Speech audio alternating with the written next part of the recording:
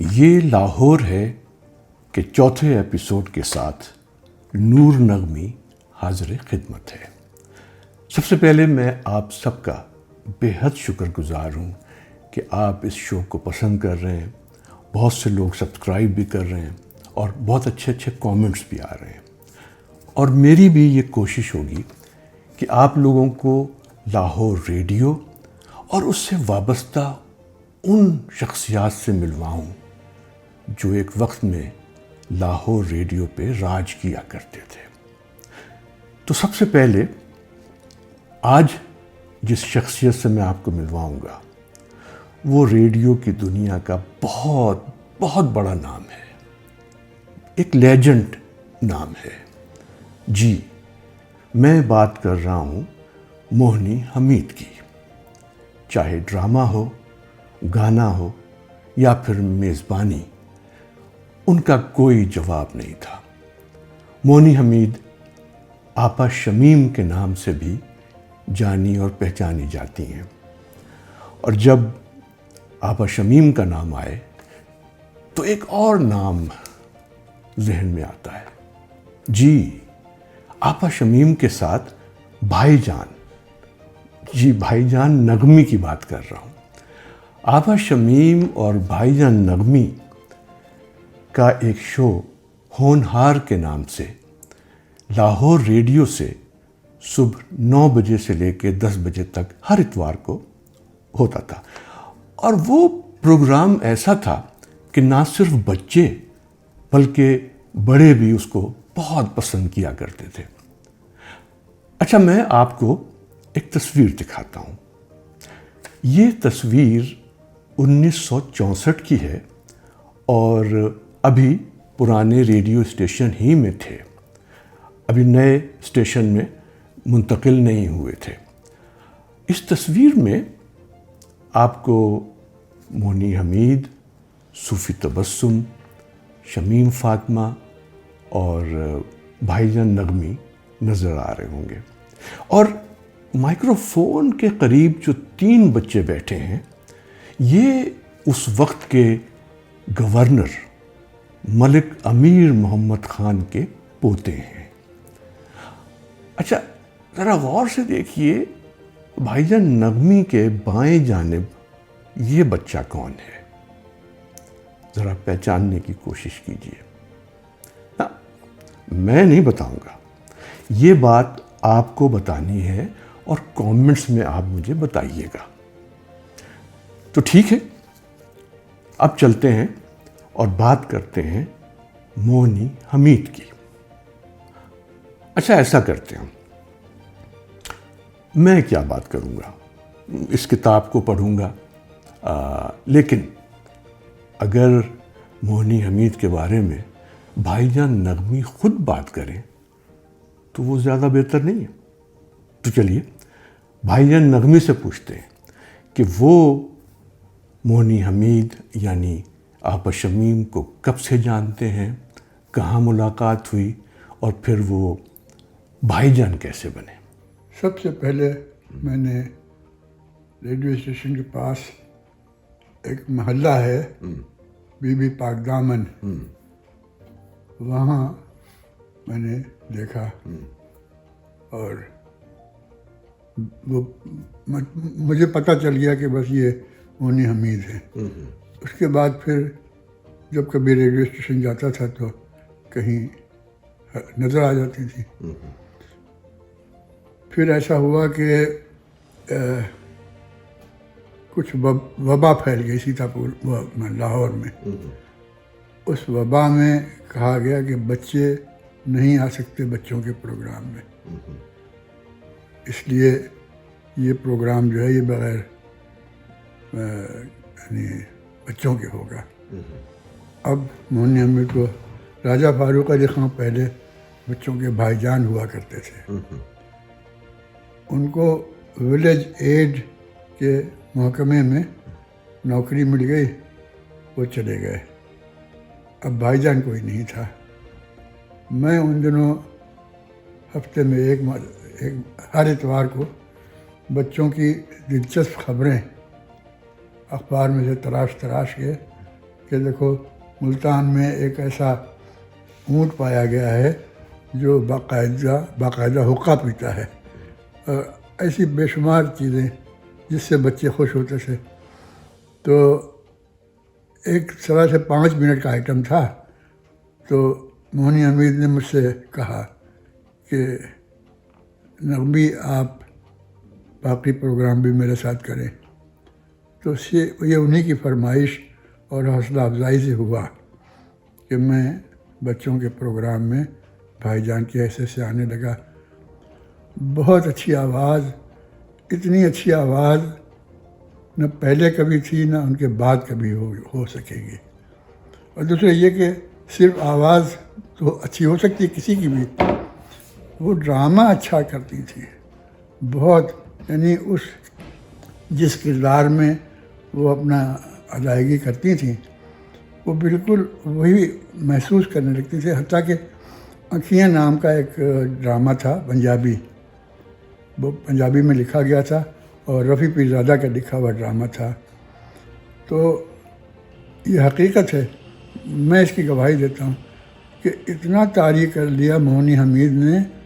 وہ جو اندھی لڑکی تھی جس کی شادی نہیں ہوئی نابینا ہونے کی وجہ سے، تو وہ اندھی لڑکی تھی اور سب کچھ اللہ نے دے رکھا تھا، گھر اچھا تھا، سب کچھ تھا، آنکھیں نہیں تھیں. تو وہ ڈرامہ مونی نے اتنا اپنے اوپر طاری کیا کہ جب یہ چلتی تھیں تو باقاعدہ لڑکھڑاتی ہوئی چلتی تھیں اور ان کو محسوس ہوتا تھا کہ یہ اندھی ہو چکی ہیں، اتنا زیادہ. تو یہ ان کا کمال تھا مونی حمید کا کہ جو کردار ادا کرتی تھیں اس کو اپنے اوپر طاری کر لیا کرتی تھیں اور بالکل ڈوب جاتی تھیں. یعنی میں کہوں گا کہ براڈ کاسٹنگ میں پورے ایشیا میں ان کا کوئی جواب نہیں تھا. بہت اچھے. اچھا، ایک بہت مزے کی بات میں آپ سے شیئر کرنا چاہتا ہوں. جب میں چھوٹا سا تھا اور اسکول میں جو میرے ہم جماعت تھے اور کچھ ٹیچرز تھے، وہ یہ سمجھتے تھے کہ یہ جو آپا شمیم ہیں یہ میری والدہ ہیں، اور کمل حمید جو بعد میں کمل نصیر بنی اور پاکستان ٹیلی ویژن کی اولین اناؤنسرز میں سے تھیں، وہ میری بہن ہیں. تو مجھے ہنسی آتی ہے کہ ابھی اس زمانے میں سوشل میڈیا اور میڈیا اتنا بڑا نہیں تھا اور لوگ کتنے بھولے بھالے ہوتے تھے اور کیسی کیسی باتیں سوچ لیا کرتے تھے. اچھا، تو چلتے ہیں اس کتاب کی طرف. اور سب سے پہلے مونی حمید کے بارے میں جو چیپٹر یہاں لکھا ہے اس کا عنوان ہے زندگی بھر نہیں بھولے گی وہ ملتان کی رات. پاکستان میں سوئی گیس کا نیا رواج آیا تھا. حکومت وسیع پیمانے پر اس کی پبلسٹی کر رہی تھی. ہم سے کہا گیا کہ بچوں کے پروگرام ہونہار میں یہ بتاؤ کہ سوئی گیس کیا ہے، اس کے فوائد کیا ہیں. ملتان میں سوئی گیس کی تنصیبات کا بہت بڑا مرکز تھا. ہم سے کہا گیا کہ ملتان جاؤ اور وہاں جا کر بچوں کے لیے ایک دستاویزی پروگرام تیار کرو. اچھا، تو اگلی بات پھر آپ نغمی صحابی سے سنیے. وہ ابھی آج کل رؤف کلاسرا کی کتاب میں پڑھ رہا ہوں، اس میں ملتان کا بہت زیادہ ذکر ہے اور وہ ہیں بھی ملتان کے. تو مجھے ایک مصرع یاد آیا جو شاید میں نے ہی کہا تھا کہ زندگی بھر نہیں بھولے گی وہ ملتان کی رات. شاعر کا ہے نا، برسات،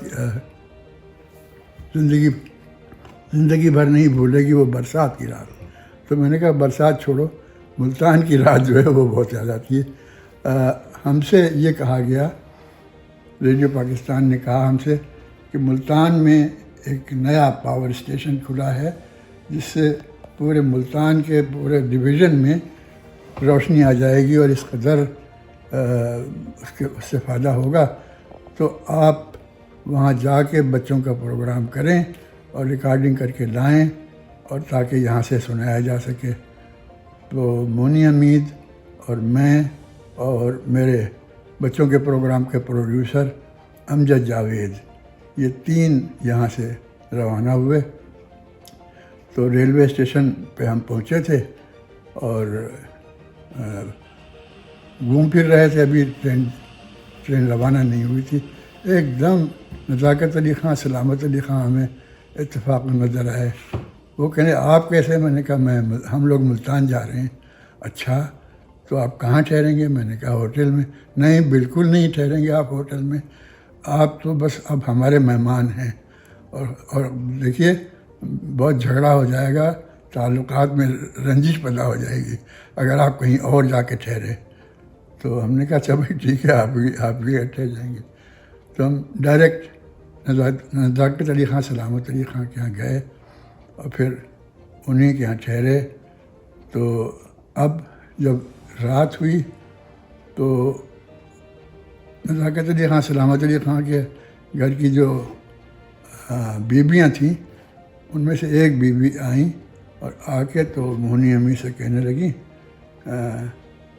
آپا جی آپ ہمارے اندر چلیں گھر کے اندر، وہاں آپ کے سونے کا انتظار۔ تو کہنے لگی نہیں دیکھیے نا، وہ بس یہیں ٹھیک ہے، بس ہم یہیں رہیں گے۔ تو وہ مایوس ہو کے چلی گئیں۔ آدھی رات گزرنے پہ بچہ رونے لگا دودھ کے لیے۔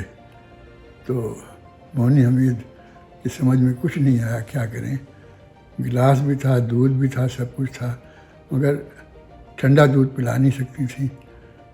تو وہ کہنے مجھے جگا دیا، کہنے یہ بچہ رو رہا ہے اور دودھ گرم کیسے کریں؟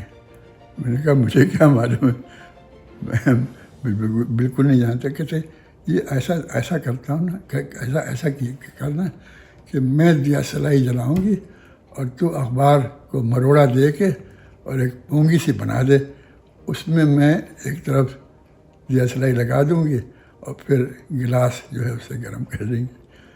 میں نے کہا ہاں ٹھیک ہے چلو ایسا کر لیتے ہیں۔ تو بس وہ کاغذ کی پونگی بنائی اور اس نے دیا سلائی دکھائی اور اس کے بعد پھر گلاس کی تہہ جو تھی وہ اس لو کے ساتھ ملا دی۔ بس تھوڑی دیر کے بعد پٹاخ کی آواز آئی، سارا دودھ جو ہے وہ گر گیا۔ تب مجھے اندازہ ہوا کہ یہ صرف صداکار ہے، ڈرامہ آرٹسٹ ہے، اور باقی دنیا کے معاملات اس کو بالکل نہیں آتے ہیں۔ 1938 میں لاہور میں ریڈیو اسٹیشن قائم ہوا۔ یہ دوسرا ریڈیو اسٹیشن تھا۔ سب سے پہلا ریڈیو اسٹیشن جو تھا وہ پشاور میں تھا، اور اس وقت جنگ چھڑی ہوئی تھی، تو وہ جنگی ضرورتوں کے تحت پروپیگنڈے کی خاطر پشاور بہت موزوں جگہ تھی جغرافیہ کے لحاظ سے، اور اس سے پہلے سب سے پہلے تو آل انڈیا ریڈیو دہلی میں، اس کے بعد پشاور میں، پھر لکھنؤ میں۔ تو لکھنؤ میں جس وقت کھلا ہے ریڈیو اسٹیشن، تو شروع ہی میں کہا گیا کہ ڈرامہ جو ہے وہ ضرور ہونا چاہیے اور ڈرامہ آرٹسٹ کی ضرورت ہے۔ لکھنؤ میں یا لاہور میں؟ لاہور میں۔ تو لکھنؤ تو بہت دور تھا، لیکن وہاں بھی بہت جلدی بالکل ارلی ڈیز ہی میں لکھنؤ میں ریڈیو اسٹیشن ہو گیا۔ تو یہاں جب شروع ہوا قصہ تو مونی حمید سے کسی نے کہہ دیا کہ تم بھی جا کے ٹرائی کرو۔ یہ وہاں گئیں، آغا بشیر احمد پروگرام اسسٹنٹ تھے، تو ان کا آڈیشن ہوا تو آغا صاحب تو بس اس قدر بے خود ہو گئے، کہنے کتنی اچھی آواز ہے، اور آپ کیا کرتی کیا ہیں؟ تو کہنے لگی کہ میں ایک پرائمری اسکول میں ٹیچر ہوں۔ اچھا تو آپ یہ بتائیے کہ آپ کتنی تنخواہ مہینے کی لیا کریں گی؟ تو سوچتی رہی، پھر کہنے میرے خیال میں 40 روپے ٹھیک رہیں گے۔ تو اچھا تو وہ وہاں جو اس کو جو کچھ رقم ملتی تھی نا، اس سے 10-5 ڈالر زیادہ بتائے۔ مدتوں بالکل بے نیاز رہی اس کے بعد جب دیکھا کہ دوسرے آرٹسٹ جو ہیں وہ اچھی خاصی تنخواہوں پہ آ رہے ہیں، پھر اس نے بھی اپنی تنخواہ بڑھوائی. واہ، کیسے معصوم اور بھولے بھالے فنکار ہوا کرتے تھے جو صرف اپنے کام سے کام رکھتے تھے. انہیں دنیا داری کا کچھ علم نہیں تھا. امید ہے آپ کو ہمارا یہ آج کا شو اچھا لگا ہوگا. اگر اچھا لگا ہے تو برائے کرم اس کو سبسکرائب کیجئے، لائک کیجئے، اپنے دوستوں سے شیئر کیجئے اور کامنٹس ضرور دیجیے گا. اور اس کے ساتھ ہی آج کا یہ پروگرام ختم ہوتا ہے، لیکن آپ سے وعدہ ہے کہ ہمارا اگلا شو بہت زبردست ہونے والا ہے. میں آپ کو ایسے ایک فنکار سے ملواؤں گا جس کی باتیں سن کے آپ یقیناً حیران، پریشان اور خوش ہوں گے. تو اگلے پروگرام تک نور نغمی کو اجازت دیجیے. خدا حافظ.